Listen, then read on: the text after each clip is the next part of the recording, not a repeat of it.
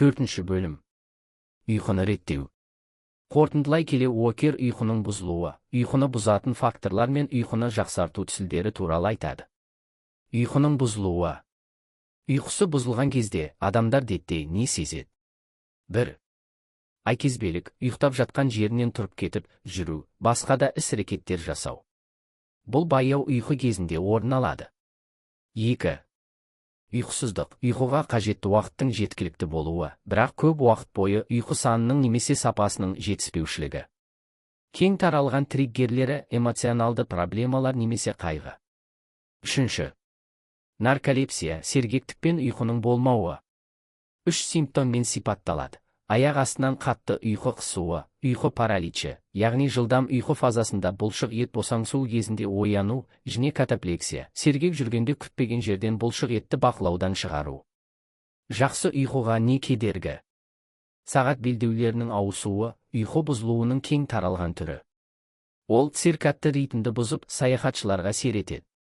Уақыттағы 10 сағат айырмашылыққа бейімделу үшін 10 күн қажет.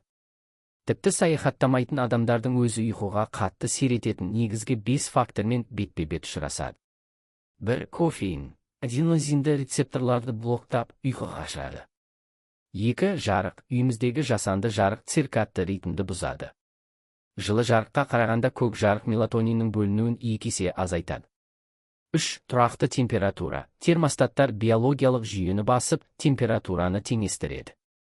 Ал биологиялық жүйе ұйқыға сигнал беретін дүние. 4. Алкоголь. Тыныштандыратын дүние, бірақ шынында анестезияға көбірек ұқсайды.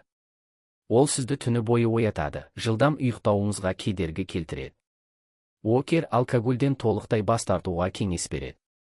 5. Оятқыш. Оянған кезде қатты стресстік реакция тудырады, кортизол деңгейін арттырады, жүрек қағысын жиілетеді, қан қысымын көтереді. Ұйқыны қалай жақсартуға болады? Уокер ұйқысын жақсартқысы келетіндерге келесідей кеңес береді.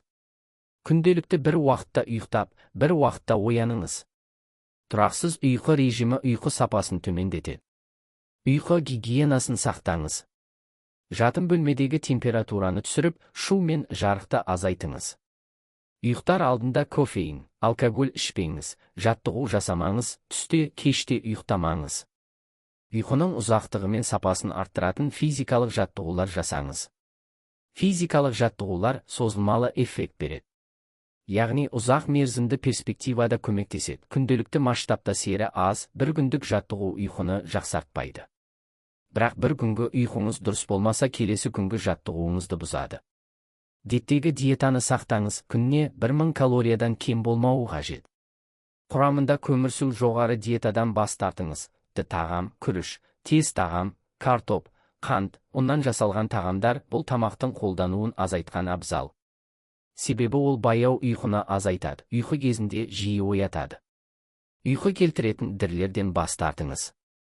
Ұйқысыздыққа шалдыққан адамдар когнитивті мінез-құлық терапиясын көруіне болады. Оның ұйқы келтіретін дәрілерге қарағанда әлдеқайда тиімді екені дәлелденген. Қорытынды.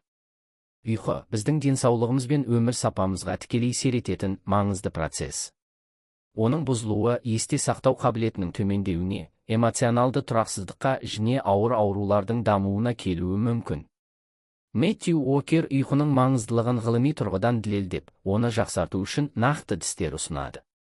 Ұйқы режимін сақтау, ұйқы гигиенасын қадағалау және зиянды әдеттерден арылу, сапалы ұйқыға жетудің негізгі қадамдары.